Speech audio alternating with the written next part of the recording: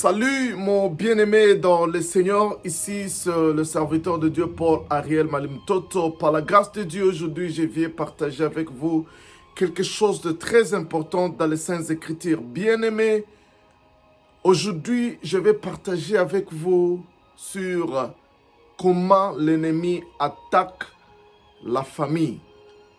Nous avions dit la fois passée que le diable, quand il veut attaquer, il a 4 cibles. Le premier cible, c'est la personne comme individu. Deuxième cible, c'est la famille. Troisième cible, c'est l'église.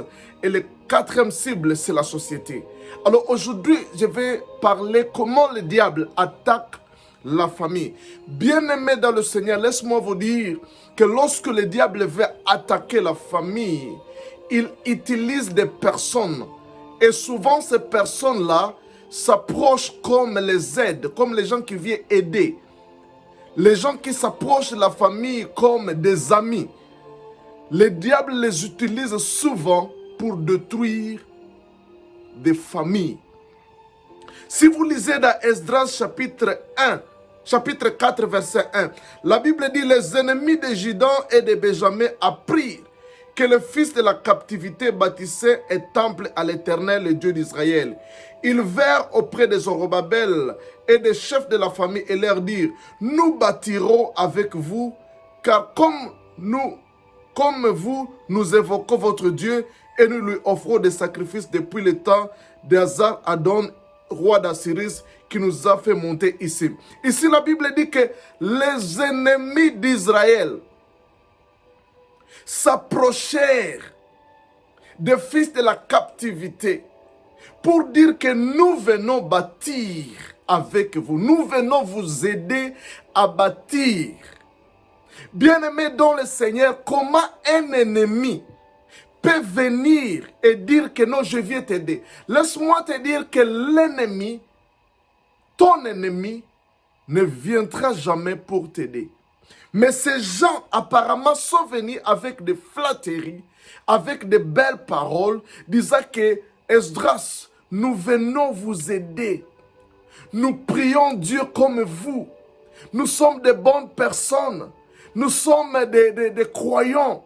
Nous venons pour vous aider. Alors quand le diable veut détruire une famille, il amène de telles personnes, il approche de telles personnes à une famille qui est des gens visés par l'ennemi. Je parle état par expérience parce que beaucoup de problèmes que j'ai connus dans la vie étaient dits aux gens que j'ai approchés de moi, que j'ai approchés de ma famille et qu'au final ont réussi à détruire ma famille. Bien-aimés dans le Seigneur, faites attention à quiconque tu approches de ta vie, à quiconque tu veux faire de lui un ami. Parce que plusieurs ne sont pas des amis, ce sont des ennemis. Mais ils ont des paroles douces, des paroles flatteuses, des apparences de piété. Il vient comme si il vient vous aider. Et tu peux vraiment être aveuglé par leur caractère, leur comportement, car apparemment ce sont de bonnes personnes. Mais ici la Bible dit que c'était des ennemis. Ils ont dit que nous venons vous aider. Nous prions Dieu comme vous.